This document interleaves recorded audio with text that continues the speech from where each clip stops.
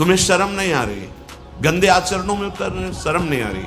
और उनका निवारण कैसे होना है, इस बात के सुनने और बोलने में तुम्हें शर्म आ रही? कैसी मूढ़ता छा रही है? ये कराल काल के पंजे में फंसा करके जीवित रहने पर भी मुर्दे के समान कर देता है।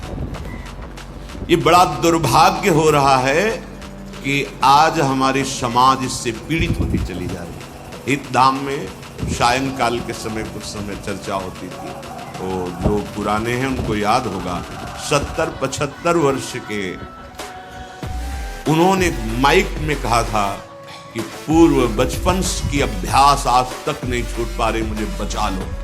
बड़ा आश्चर्य हुआ था कि इतना समय जब ब्रह्मचर्य के विषय में चर्चा हुई, उन्होंने सुना तो वो चूंकि कहीं न कहीं पवित्रता हृदय में थी, तो बोल पड़े माइक में खड़े होके, इतनी आयु है पर मैं ऐसी गलती आज भी करता हूं, अब मुझे बचा लो।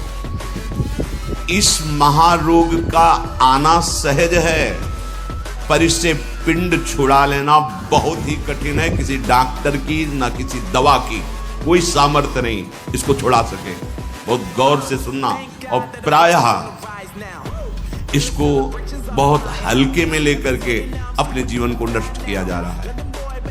ये सबसे बड़ी क्रूरता अपने साथ तुम कर रहे हो। यदि हस्त क्रिया के द्वारा अपनी जीवनी शक्ति को नष्ट कर रहे हो, आपकी नस नाड़ियों से जीवनी शक्ति निचुड़ रही है,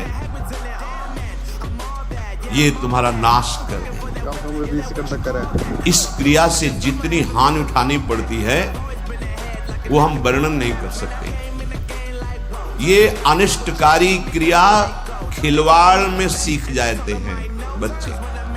एक 13 वर्ष का बच्चा, कुछ चिन्ह होते हैं जो पहले से गुरुजनों की कृपा साधन करने पर परिचय में आ जाते हैं कि ये स्त्री सहवास से वीरपात हुआ है या हस्त मैथुन से हुआ है। देखा, पहले तो मना किया नहीं, फिर जब और जोर दिया कि भाई इसमें तुम्हें लाभ मिल जाएगा अगर आप स्वीकार करें। हाँ, दिन में 3-3, 4-4 बार बच्चों का काम खिलवाड़, उनको खिलवाड़ लग रहा है। ऐसा लग रहा है कि बहुत अच्छा मार्ग मिल गया जिससे हम सुखी हो जाएंगे। दुर्दशा ये हो गई कि 13 और 14 वर्ष का बच्चा वो इतने बड़े रोग से ग्रसित हो गया कि लघुशंका करते ही जो महान शक्ति, उसका पतन। अब न भजन में रुचि, न किसी सेवा में रुचि, पागलों जैसी बात। तुमको समझाया जी क्या स्मृति का लोप हो रहा है, कोई उत्साह नहीं, एक जीवन मृत तुल्य बच्चा है, बच्चा। जहां कहीं कोई